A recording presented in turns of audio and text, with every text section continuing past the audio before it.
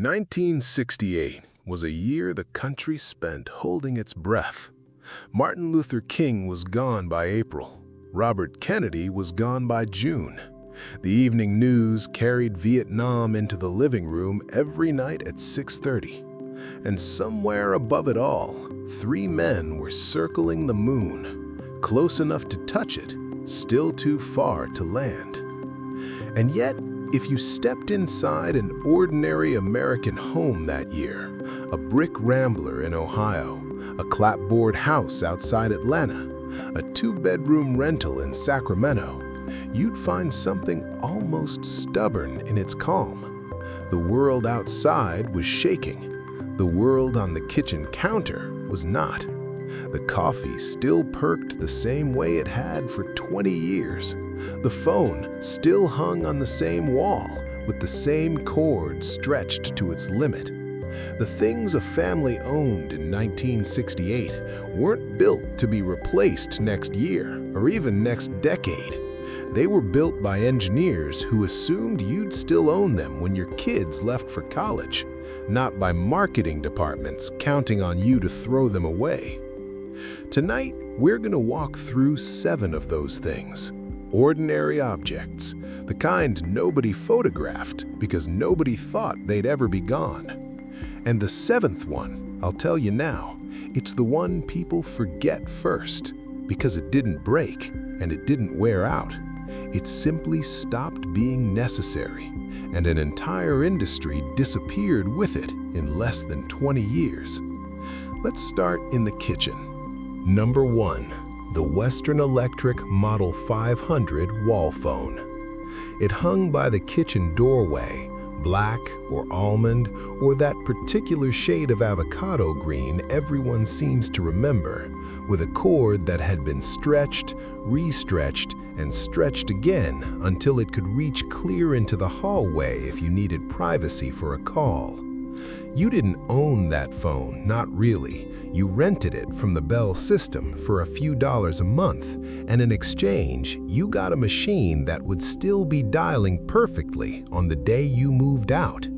The rotary dial had a weight to it, a mechanical resistance that made every number feel deliberate. You dialed a phone number the way you signed a check, with your whole hand committed. That phone was the emotional center of the house. News arrived through it. Bad news, good news, a boy asking a girl to a dance, a call from a relative 2 states away that cost real money and was therefore never wasted on small talk. The whole family orbited that spot on the wall. It disappeared for a simple reason. In 1984, the Bell system was broken apart by a federal antitrust ruling, and the rental model that had kept those phones alive for decades collapsed along with it.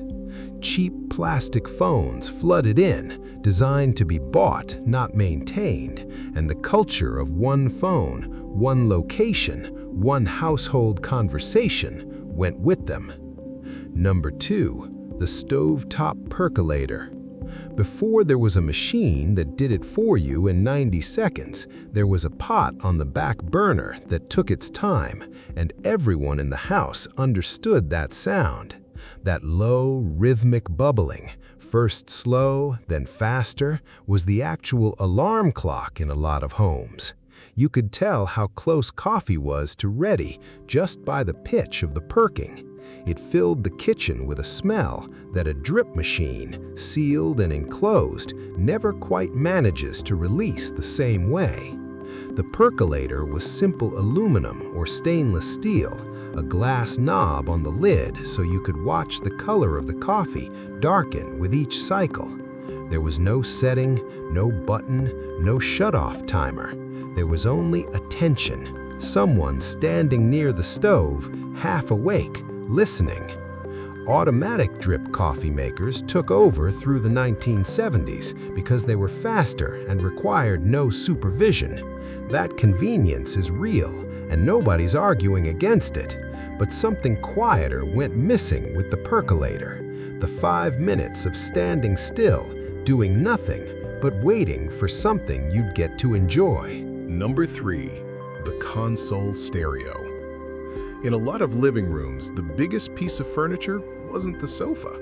It was a long, low wooden cabinet, Zenith, Magnavox, sometimes Admiral, with a hi-fi turntable hidden under a hinged lid, an AM/FM radio, and enough space inside for a stack of records.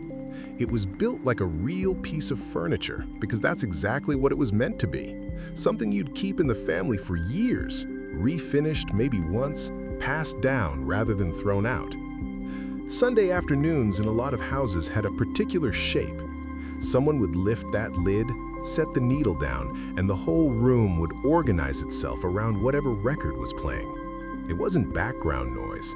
It was the reason everyone was in that room in the first place. Two things ended the console stereo.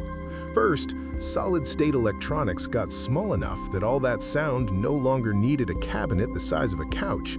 It could fit in a shelf unit, then a boombox, and eventually a pocket. Second, the culture around listening changed. Music stopped being a shared event in a living room and became something private, portable, and eventually solitary. Number 4. Aluminum ice cube trays. You don't hear this sound anymore. The lever on top of an aluminum tray, pulled up hard, and the metal grid twisting with a sharp, satisfying crack as the cubes broke loose all at once.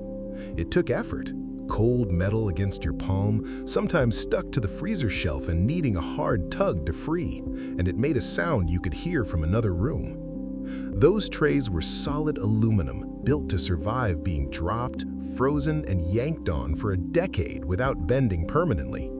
Making ice was a small physical task, something you did with your hands before pouring a drink, not something that happened silently and invisibly behind a refrigerator door.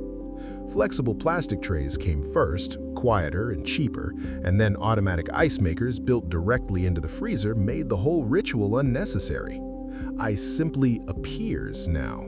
Nobody pulls a lever anymore, and nobody misses the sound of it until they remember it and realize how long it's actually been. Before we go on to numbers 5, 6, and 7, I want to hear from you directly. Which one of these was in your house growing up? Or better, what color was it? Avocado green, harvest gold, that particular burnt orange that seemed to be in every kitchen in 1968?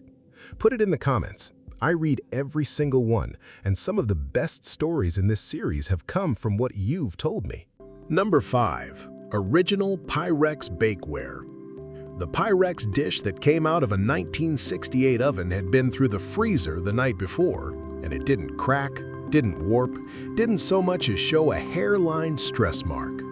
That was because the original formula developed by Corning was genuine borosilicate glass, the same family of glass used in laboratory equipment, engineered specifically to survive extreme temperature swings without shattering. That dish went from the refrigerator straight into a 400-degree oven and then straight onto a trivet on the dinner table, all in one piece, all in one afternoon, with nobody thinking twice about it.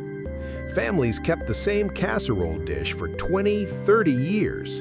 It was a wedding gift that outlived the marriage in some cases. In the 1990s and 2000s, after Corning sold the consumer glassware business, most Pyrex-branded bakeware sold in the United States quietly switched to tempered soda-lime glass, cheaper to produce, but far more prone to sudden, sometimes violent shattering under thermal shock. The name stayed the same. The glass and the trust that came with it did not. Number 6. The electric carving knife. Every family seemed to have one specific memory attached to this object, and it was almost always the same memory. A father standing at the head of the table on Thanksgiving or a Sunday after church, holding a knife that hummed and vibrated in his hand as it moved through a turkey or a roast. It was loud, a little theatrical, and was, for one afternoon a week or a few times a year, an actual performance. The knife itself was simple. 2 serrated blades vibrating against each other, powered by a cord plugged into the wall. But what it represented was bigger than the tool. It was a formal, sit-down family meal, one that happened often enough that owning an electric carving knife made complete sense. The knife didn't really break as a product. What broke was the ritual around it. As fewer families sat down together for a big, formal, home-cooked dinner on a regular basis, and as fewer pre-sliced and pre-cooked meats became normal at the grocery store, the entire occasion that justified owning an electric carving knife slowly stopped happening. The tool outlived its purpose. And number 7, the one I promised you at the start, the encyclopedia set. A full run of Encyclopedia Britannica or World Book took up an entire shelf, sometimes an entire bookcase, bound in leather or heavy cloth, gold lettering pressed into the spines. Families didn't casually buy a set like that. They were sold door to door, often on a payment plan by a salesman who made his case directly in the living room, because a full encyclopedia set could cost as much as a used car. Parents bought it as an investment in their children's education, the same way they thought about a good pair of shoes or a college fund.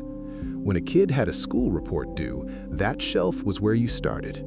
You pulled down Volume E for a report on Egypt or Volume S for a report on the solar system, and the information inside had been reviewed, edited, and printed with real authority behind it. It was slow research, heavy in your hands, and it was the only research most households had access to. Nobody photographed that bookshelf because nobody imagined it would ever be gone.